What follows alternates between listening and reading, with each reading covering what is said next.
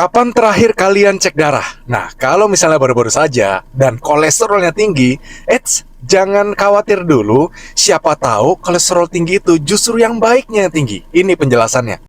Jadi kolesterol itu sebenarnya bisa dibagi tiga, tapi secara garis besarnya kita lihat duanya saja, yaitu LDL dan HDL. Kalau misalnya HDL-nya tinggi, di atas 40 mg per desiliter, nah itu bagus. Tapi kalau misalnya LDL-nya yang tinggi, yang sering disebut sebagai kolesterol jahat, ini yang membuat banyak penumpukan plak di pembuluh darah kita. Nah ini berbahaya.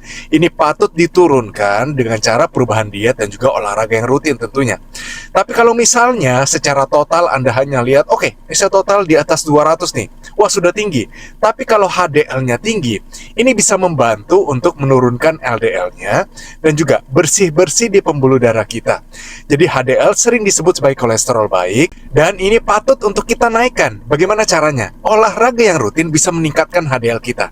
Makan ikan, terutama ikan laut yang mengandung omega 3, lemak esensial, biji-bijian, kacang-kacangan, ini juga ikut membantu HDL kita untuk ikut naik.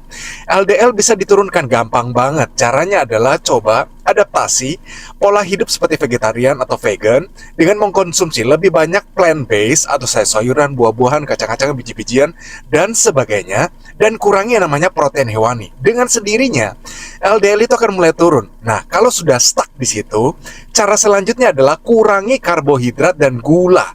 Nah, kalau misalnya Anda sering minum minuman manis, makan nasi yang terlalu banyak, makan karbohidrat, mie, roti, dan sebagainya, wah, kemungkinan besar tidak cuma HDL Anda yang rendah, LDL-nya tinggi, gula darah juga ikut tinggi.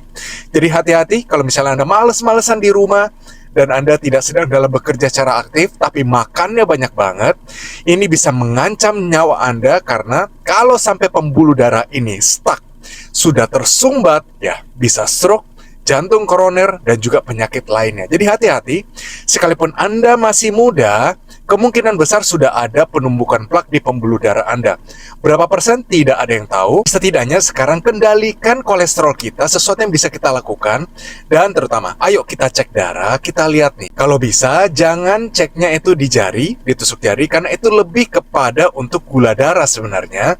Jadi lebih baik ke pembuluh darah vena, dan itu kolesterolnya bisa kelihatan dengan bagus banget, dengan lengkap, dan juga trigliseridnya bagaimana, di situ gula darahnya bagaimana, hematologinya bagaimana, semuanya bisa dilihat, sehingga secara kolektif kita bisa lihat kondisi sebenarnya dari tubuh kita itu sehat atau tidak. Itu dia tips hari ini, semoga Anda cepat-cepat periksa darah, setidaknya 6 bulan sekali, sehingga kita bisa melihat dan mencegah supaya penyakit dan juga komplikasinya jangan sampai terjadi. Amit-amit, kalau kita kena namanya kencing manis, kita jantung koroner atau stroke, jangan sampai.